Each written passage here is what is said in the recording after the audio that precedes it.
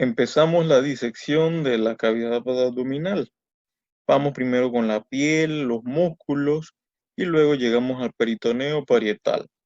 Quitamos ese peritoneo parietal y vamos a ver un aumento mayor que nos estará cubriendo asas de intestino delgado. El día de hoy vamos a mencionar asas de intestino delgado y del intestino grueso. Vamos a empezar diciendo que el aumento mayor de estas cuatro capas de peritoneo lleno de tejido adiposo que se le conoce como el policía del abdomen, porque cuando llega a haber un proceso inflamatorio en alguna parte, él puede migrar y envolver esa parte, encapsular esa parte para limitar ese proceso inflamatorio. A veces cuando el paciente tiene alguna hernia abdominal, a veces lo que se aprieta, lo que se mete en ese defecto de la pared abdominal, llega a ser el aumento mayor y no necesariamente asas de intestino delgado. Bueno, aquí tenemos el aumento mayor, aquí vemos el hígado, vemos en esta imagen las asas de intestino delgado a este nivel, se ha levantado un poco más ese aumento mayor, vemos asas de intestino delgado, está todo comprimido, porque este es un preparado cadavérico, evidentemente. Tenemos el ciego, que es la primera porción del intestino grueso, y quitamos el aumento mayor y vamos a tener al descubierto las asas de intestino delgado que vamos a estudiar. Cuando estudiamos las asas del intestino delgado describimos que se localizan principalmente, que se divide, perdón, en intestino delgado en yeyuno y el ilio. Evidentemente no es fácil decir cuál es cuál, pero uno si revisa grosso modo va a ver que el diámetro del tubo digestivo en este nivel es más ancho en el yeyuno que en el ilio. El ilio tiene un diámetro mucho menor. También podemos ver que la disposición es en una disposición oblicua de izquierda a derecha, de arriba hacia abajo de izquierda a derecha, y que el yeyuno se encuentra principalmente a este nivel y el ilion principalmente a este nivel. Entonces, aquí vemos asas de intestino delgado más gruesas, diámetros más gruesos. Obviamente acá puede ser yeyuno. Acá vemos asas con diámetros más pequeños, va a ser ilion. Este cambio de diámetro va a ser progresivo, así como las otras características que vamos a mencionar. Cuando estudiamos estas asas tenemos que saber esas características para diferenciar un yeyuno de un ilion, aparte de la localización, que uno esté principalmente en este cuadrante y el otro esté en este cuadrante de acá. ¿Qué otras cosas usamos para diferenciar estas dos estructuras? Utilizamos las características que son la presencia de pliegues circulares o conniventes. En todo el intestino delgado van a haber pliegues circulares para aumentar la superficie de contacto con el quilo. Pero además vemos que progresivamente a nivel del ilion van a desaparecer. Tanto así que en la parte final del ilion ya va a haber ausencia total de estos pliegues. ¿Qué otras características utilizamos? El mesenterio, que es ese peritoneo asociado a fijar este intestino, va a ser menos denso en lípidos o en tejido adiposo en el yeyuno. En cambio, en el ilion, el mesenterio va a tener mucho más tejido adiposo. Otra característica interesante es que hay unos nodulillos linfáticos en las paredes del ilion que se le llaman placas de Peyer. Esos infiltrados linfáticos no se aprecian en el yeyuno. Y por último vamos a mencionar esto de las asas intestinales, asas arteriales. Tenemos unas asas o arcadas arteriales simples y vasos rectos largos en el yeyuno. En cambio, en el ilion tenemos múltiples arcadas o asas arteriales. Miren que aquí solamente hay una. Acá llegan a haber más y más y más arcadas arteriales y al final vamos a tener un vaso recto corto. Así se ve este intestino delgado a este nivel. Vemos en un preparado cadavérico, vemos lo que habíamos mencionado, que más hacia la derecha, izquierda y superiormente tenemos unas asas intestinales de un diámetro más ancho. En cambio, a este nivel se van haciendo cada vez más delgadas, de un diámetro mucho más pequeño. Esta estructura inicia desde la unión duodeno-yeyunal, que es cuando la porción craneal del intestino del duodeno sube hacia la flexura duodeno-yeyunal y termina en la unión del ilion con el ciego, en la unión iliocecal. Veamos estas imágenes donde se aprecia que si se mueve, porque esta estructura es bastante móvil, movemos ese intestino delgado, vamos a ver esto de aquí, se le llama mesenterio. Ese mesenterio es el peritoneo asociado que fija ese intestino delgado a la pared abdominal posterior y sirve como vehículo para la llegada de vasos sanguíneos y nervios.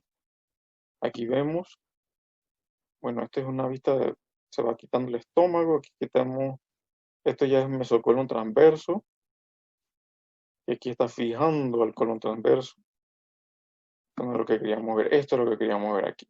Tenemos la última porción del duodeno y aquí empieza la unión duodeno-yeyunal.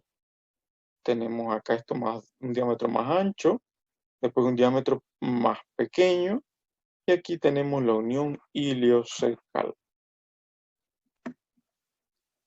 Y bien, dijimos que ese mesenterio sirve como vehículo para la llegada de los vasos sanguíneos y nervios. Si levantamos si levantamos el colon transverso y movemos estas asas intestino delgado hacia abajo y hacia la izquierda, nos van a dar este espacio para poder hacer la disección y buscar la arteria mesentérica superior y la vena mesentérica superior. Y vamos a seguir esta disección. Pero primero vamos a aprovechar aquí a apreciar que esas asas intestinales a este nivel evidentemente son mucho más pequeñas y tienen un mesenterio con mucho más tejido adiposo. Si se sigue esta disección, estamos viendo la arteria mesentérica y la vena mesentérica. Esta es la raíz del mesenterio.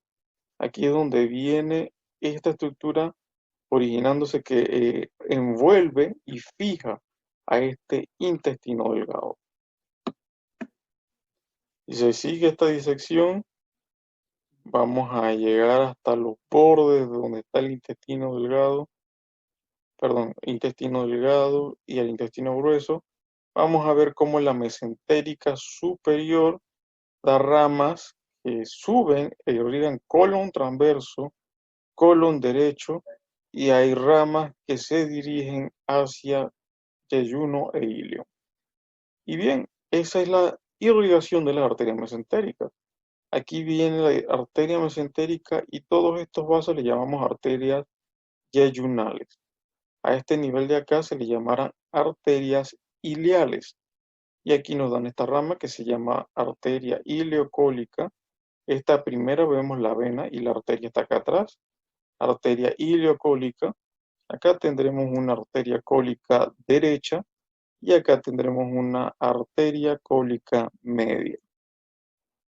Además, recuerden que esta parte de la arteria mesentérica superior era la que nos daba la arteria pancreatoduodenal antero-inferior.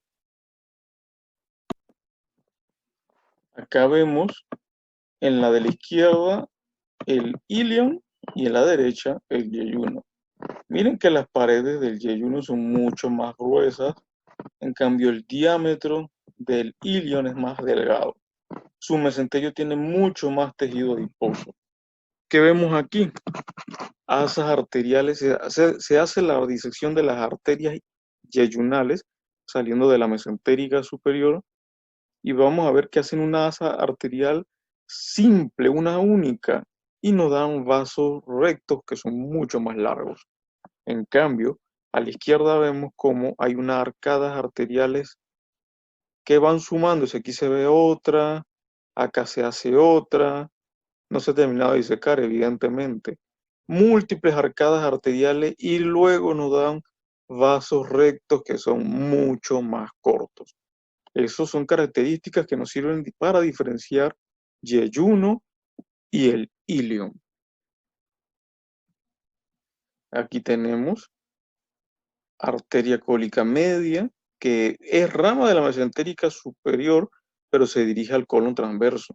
Tenemos la arteria cólica derecha y la arteria iliocólica. Todos estos de acá son arterias yeyunales y estas de acá son arterias iliales. Miren que hacia el nivel acá donde está el colon transverso y todo el colon, esas arcadas forman un arco que se le llama arteria marginal. Y de ahí van saliendo estas arterias rectas hacia el colon transverso. Ahora, ¿qué pasa si movemos todas estas asas de intestino delgado hacia la izquierda, hacia la derecha, perdón, y superior? Vamos a dar este espacio para disecar la arteria mesentérica inferior. Para la disección de la superior, había que mover todo esto hacia acá, hacia la fosa ilíaca izquierda. Pero ahora, para ver la mesentérica inferior, movemos las asas hacia allá.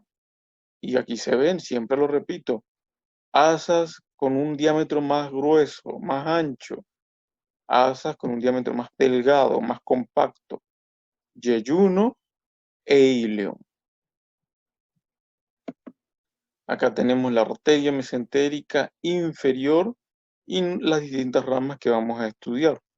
La principal acá va a ser la arteria rectal superior.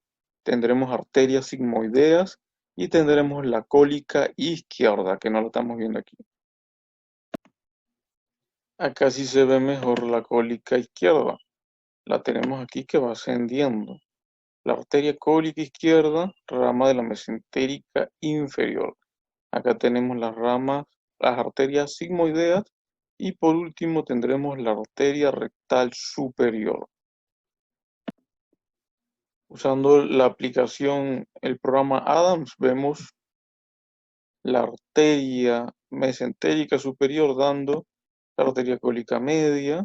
Acá tendremos la arteria cólica derecha, acá la arteria iliocólica y esta sería todavía la arteria mesentérica superior.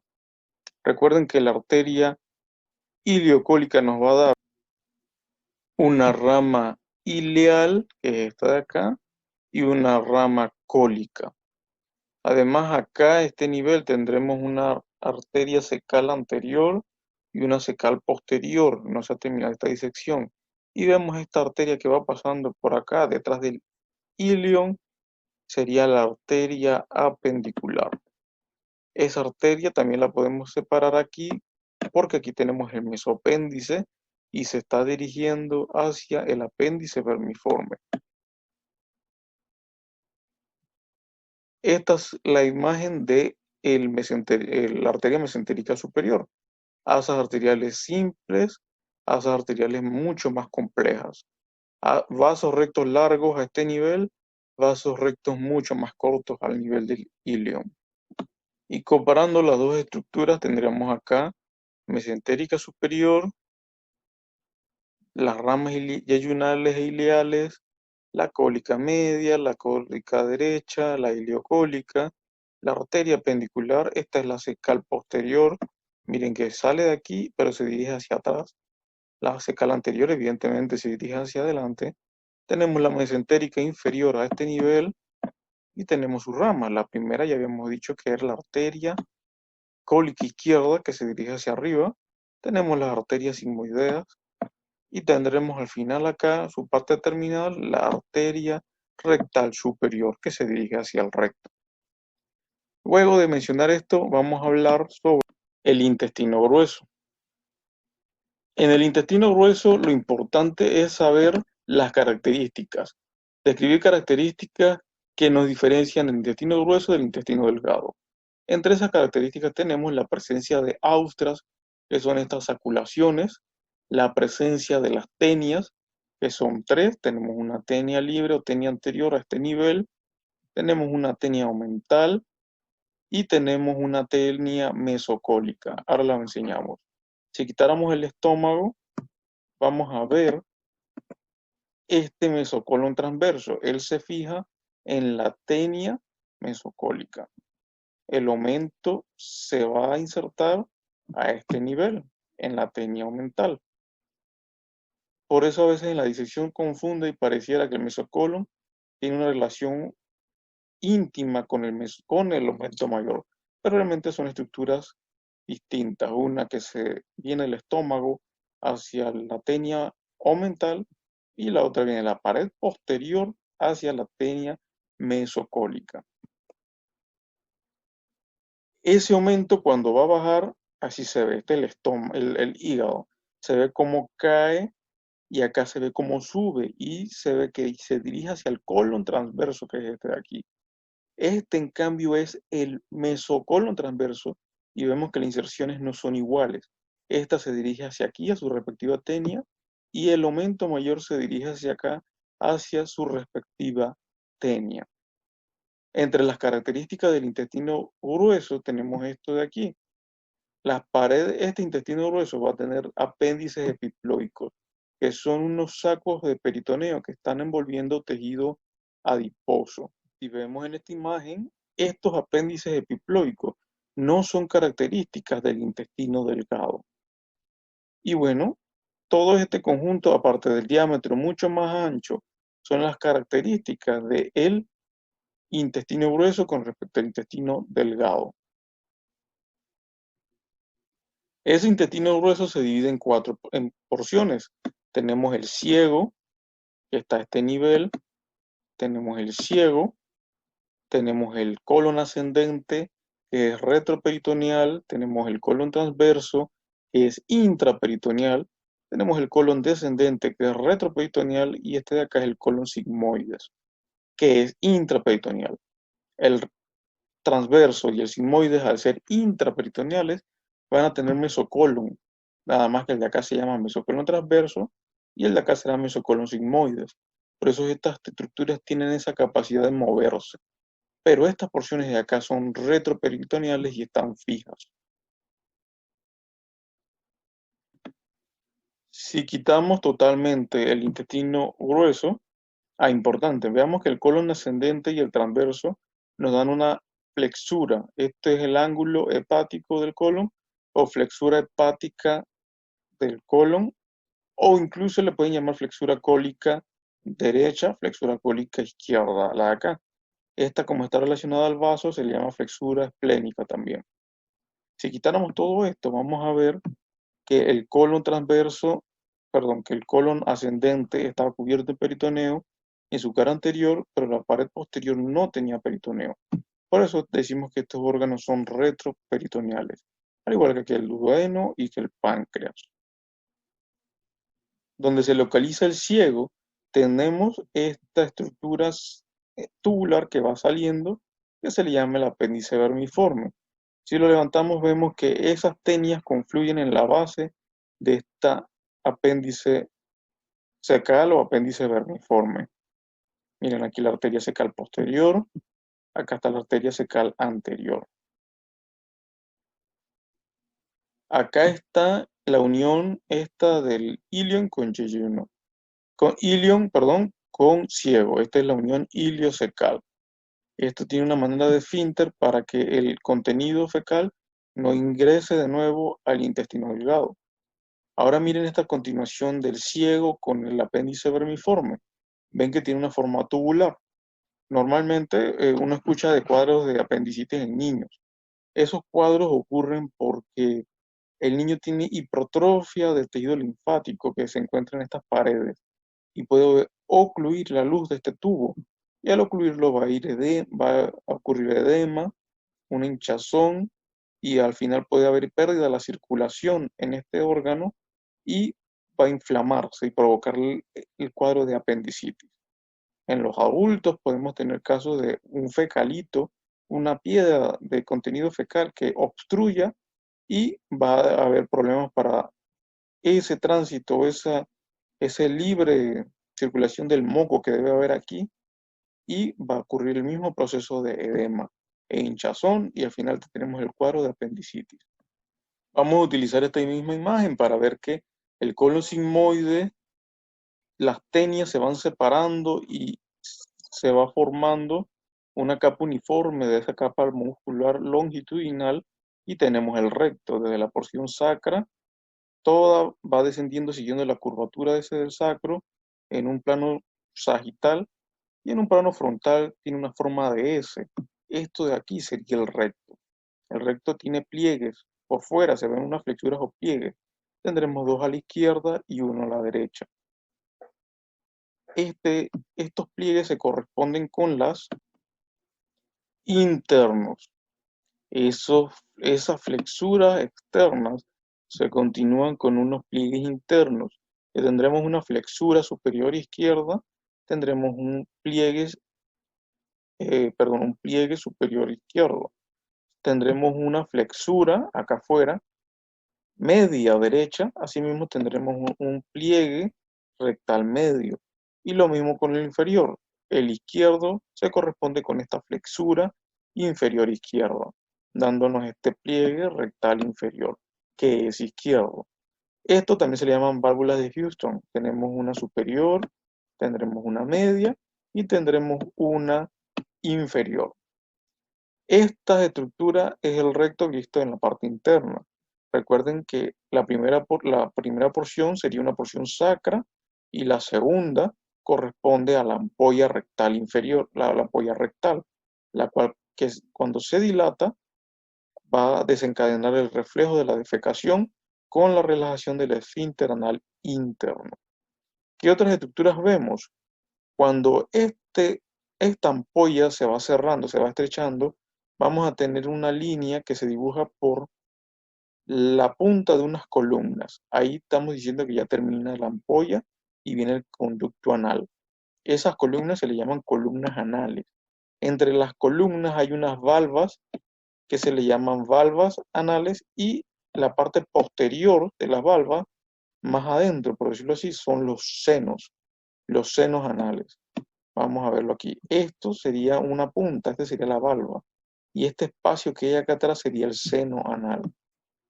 Estas líneas de acá forman la línea pectínea, que denota ese cambio de transición de piel de endodermo con el ectodermo. Cuando hablamos del recto, también tenemos que mencionar los plexos. Tenemos un plexo venoso anal interno y un plexo venoso anal externo. También lo podemos conocer como plexo hemorroidal interno y externo, o plexo rectal interno y externo. Este de acá, que viene desde el músculo elevador del ano, sería el músculo esfínter anal externo. Para terminar con esto, tendremos que mencionar la irrigación del recto. La irrigación del recto viene de tres orígenes. Vamos a usar el Adams, vamos a subir aquí. Tenemos que describir que de la arteria, esta es una vista posterior. Aquí viene, a la arteria mesentérica inferior, y da la arteria rectal superior. Tendremos acá de la arteria ilíaca interna, que va dando las ramas que se le llaman arterias rectales medias. Y tenemos acá de la pudenda interna unas ramas que se le llaman arterias rectales inferiores. Entonces, para el recto tenemos arteria rectal superior, arteria rectal media y arteria rectal inferior. Y también tenemos un aporte aquí de esta arteria sacra media.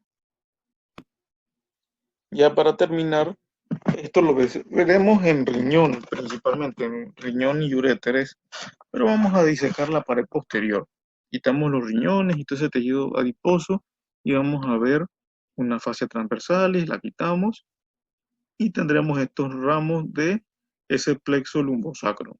El primero en ver aquí va a ser el nervio subcostal. Luego tendremos este nervio, que es un tronco que se divide en dos, en un nervio ilio-hipogástrico y en un nervio ilio-inguinal. También vamos a tener uno que se dirige hacia acá, que se le llama nervio genitofemoral. Vamos a tener el nervio femoral a este nivel, y uno que viene acá, que va a ser el nervio cutáneo lateral. Femoral cutáneo del muslo, es del muslo.